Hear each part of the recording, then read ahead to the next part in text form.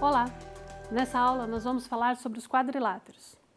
Para essa aula nós teremos também um professor convidado especial, o professor Wilton Stum, da FATEC de Itu. Professor Wilton, seja muito bem-vindo, obrigada aí pela sua participação. Fernanda, sou eu que agradeço.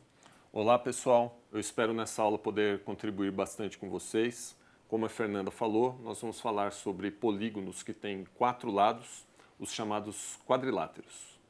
Os quadriláteros mais comuns e aqueles que nós vamos estudar são aqueles que nós chamamos de quadriláteros convexos. Um quadrilátero é convexo quando ele está completamente em um dos semiplanos que são formados pela reta que resulta do prolongamento de um de seus lados. Os quadriláteros convexos, eles possuem sempre 2 diagonais e é importante a gente destacar que a soma dos seus ângulos internos dá sempre 360 graus. Existem quadriláteros que possuem nomes especiais, como por exemplo os retângulos, os quadrados, os trapézios. Esses quadriláteros também possuem propriedades específicas e a gente vai tentar dar uma olhada nessas propriedades na aula de hoje.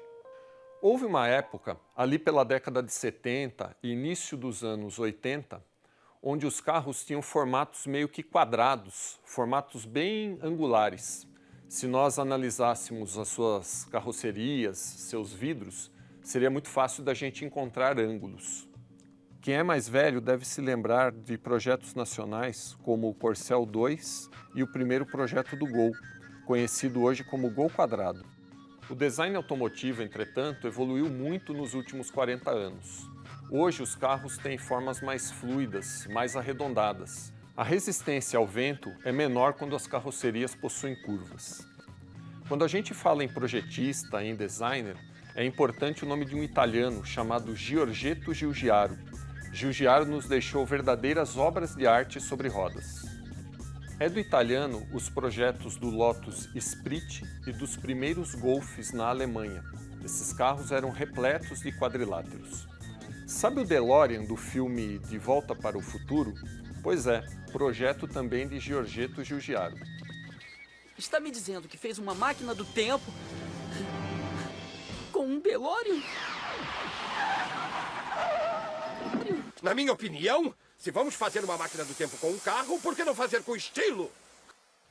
Aqui no Brasil, os Passats da década de 70 tinham a assinatura do italiano. E também os primeiros modelos do Fiat Uno. Agora, vamos ver um Fiat Uno mais de perto e enxergar tudo isso que nós falamos na prática.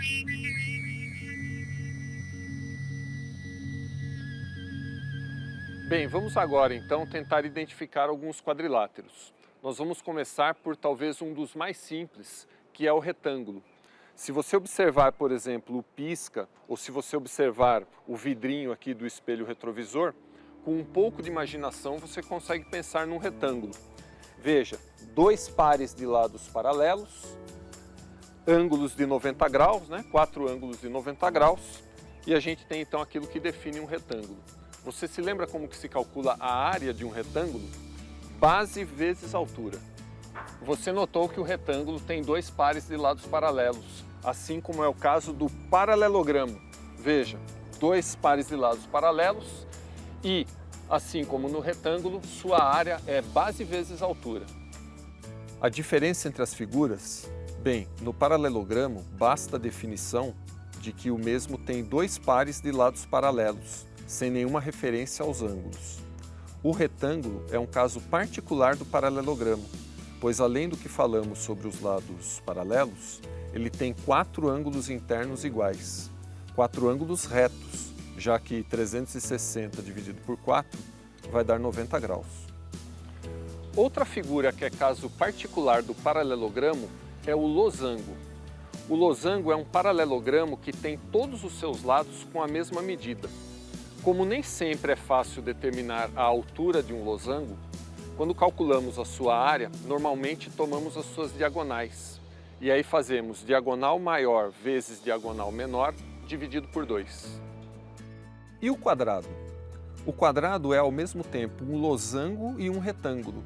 Ele apresenta 4 ângulos internos de 90 graus e possui 4 lados iguais. Sua área, lado vezes lado, ou simplesmente lado elevado ao quadrado. É comum destacarmos as diagonais dos quadrados e dos retângulos. Para calculá-las, enxergamos triângulos retângulos dentro da figura. E as diagonais são as hipotenusas desses triângulos. E aí, claro, vale o Teorema de Pitágoras. E as figuras que mais aparecem nesse carro? Certamente são os trapézios. Trapézios são quadriláteros com um par de lados paralelos. Como exemplo, podemos pensar aqui no conjunto de vidros laterais.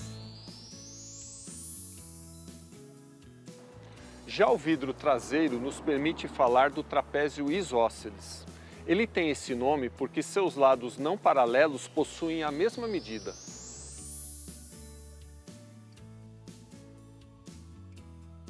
Na área do trapézio, antes de multiplicarmos pela altura, precisamos tirar uma média entre suas bases. Fazemos, portanto, base maior mais base menor dividido por 2, e esse número vezes a altura. Dediquem-se bastante aos estudos. Bem, enquanto eu fico aqui procurando e observando mais quadriláteros, voltamos ao estúdio com a professora Fernanda. Muito obrigada, então, professor Wilton, pelas explicações. E para a gente finalizar a aula de hoje, então, vou apresentar para vocês 2 teoremas envolvendo os quadriláteros. O primeiro teorema fala o seguinte: num losango, os ângulos de vértices opostos são congruentes. Como é que a gente vai demonstrar esse teorema? Então, vamos pegar aqui o nosso losango, ABCD, vamos traçar uma diagonal aqui, BD. Bom, pela definição de losango, a gente tem aqui 2 triângulos, o ABD e o DBC, que são isósceles com base BD. Ok? Se esses 2 triângulos são triângulos isósceles, a gente já tinha visto numa das aulas anteriores que os ângulos da base aqui também são congruentes. Então, esse ângulo aqui, ABD e o ADB, são congruentes. E a gente tem aqui no triângulo de baixo que esse ângulo CBD e o ângulo CDB também são ângulos congruentes. Vamos então olhar os 2 triângulos aqui com mais calma. Nós temos esses lados aqui, todos congruentes. E a gente tem aqui o lado BD, que é o mesmo para os 2. Então, pelo caso lado, lado, lado, nós temos que os triângulos ABD e BCD são congruentes. Se esses 2 triângulos são congruentes, não só os seus lados têm a mesma medida, como também os seus ângulos. Então, nós podemos concluir que este ângulo A aqui é o mesmo deste ângulo C. Este ângulo aqui, ABD, é o mesmo desse DBC. Então, esse ângulo aqui também é o mesmo deste. E este ângulo aqui, que é o ADB, também é o mesmo do CDB. Bom, esse ângulo aqui e esse ângulo aqui, então, né, ou seja, o ângulo B e o ângulo D são congruentes, possuem a mesma medida. Então, acabamos de demonstrar esse teorema. Nós temos que esses vértices opostos, o A e o C, têm a mesma medida, e nós também mostramos que o B e o D, que são outros vértices opostos, também são congruentes. Ok? Vamos então para mais um teorema. O próximo teorema fala o seguinte: se um quadrilátero é um paralelogramo, então as diagonais interceptam-se nos respectivos pontos médios. Vamos olhar aqui então o desenho do quadrilátero ABCD e nós traçamos aqui as 2 diagonais se interceptando no ponto M. Como é que nós vamos mostrar que este ponto M é o ponto médio da nossa diagonal? Bom, nós temos 2 segmentos que são paralelos, que é o AD e o BC, e ambos com a mesma medida. Da nossa aula lá para trás, né, quando a gente tinha 2 retas que são paralelas, cortadas por uma transversal, então nós tínhamos que este ângulo é o mesmo deste, tá? Que é o que está escrito lá. O DAM é o mesmo que o MCB. E se a gente cortar por essa outra diagonal, nós temos que este ângulo, vou colocar aqui diferente, ok? Este ângulo é o mesmo deste. Então, o ADM é o mesmo que o MBC. Bom, se a gente for olhar a gente tem aqui dois triângulos, o ADM e a gente tem o MBC. Nós temos triângulos que têm dois ângulos que são iguais e a gente tem um lado que também é igual.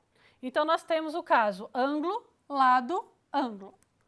Pelo caso ângulo, lado, ângulo, esses dois triângulos, né, então este triângulo aqui e este triângulo aqui, são triângulos congruentes.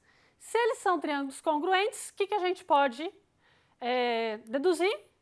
Então, este lado AM é igual a este lado CM. Este lado BM é igual a este lado DM. E, portanto, o ponto M realmente é a metade da nossa diagonal. Ok? Então, temos aqui mais um teorema que nós demonstramos nesta aula. Espero que vocês tenham gostado. Nos vemos nas próximas videoaulas. Até lá!